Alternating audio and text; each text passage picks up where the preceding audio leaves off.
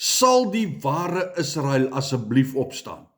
Die hele storie moet ons weet, waar kom Israel vandaan? Waar kom die naam vandaan? Moet ons skrif toe gaan om hierdie gedeelte uit die skrif uit te gaan vat. En as jy in Genesis 32, daarvan af vers 28, as jy gaan lees wat het gebeur daar, Jakob is gekonfronteer deur sy naam. Sy naam beteken onderkruiper. En hy het Esau geonderkruip deur sy eersgeboorte reg weg te vat. En al sy verlede en sy goeders is besig om hom nou hier in te haal, en Jakob kom op 'n plek wat hy worstel met God. En hy worstel die heel nag met God, en die oggendtyd toe kom God en hy slaan hom op die heup, en hy word krepel. Want Jakob sê toe, ek sal God nie los tensy hy my nie seën nie. En hier kom God en hy verander Jakob se naam. Hy sê van nou af sal jou naam nie meer Jakob, wat onderkruiper of skelm beteken. Van nou af sal jou naam nie meer Jakob wees nie, maar jou naam sal Israel wees. En Israel, die naam Israel beteken prins van God.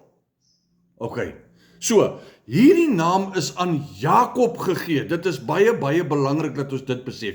En nou, vanuit Jakob uit, kom daar die 12 stamme van Jakob. Ons noem dit die 12 stamme van Israel. Wie se naam was Israel? Jakob. So Jakob se naam was prins van God. So wanneer ons sê die 12 stamme van Jakob, kan ons ook sê die 12 stamme van Israel, want dit was Israel se kinders gewees, dit is sy afstammeling.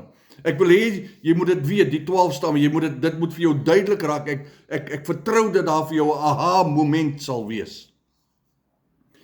Vanaf die begin was Jakob en sy 12 seuns, sy 12 stamme wat uit hom uitgekom het, wat nou sy naam Israel geërf het.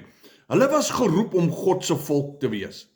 Maar in die geskiedenis, as jy ingaan in die Bybelse geskiedenis in, en ek gaan vir jou skrif gee, dan gaan jy sien dat Israel aan mekaar gehoreer het agter Baals aan, agter vreemde gode aan. Hulle het aan mekaar, soos met Moses, onthou julle, Moses by die berg, liewe Jesus, Moses was nog skaars bo op die berg, wat doen hulle? Hulle bou 'n goue kalf. Dit was die neiging van die Israeliete, van die volk Israel gewees.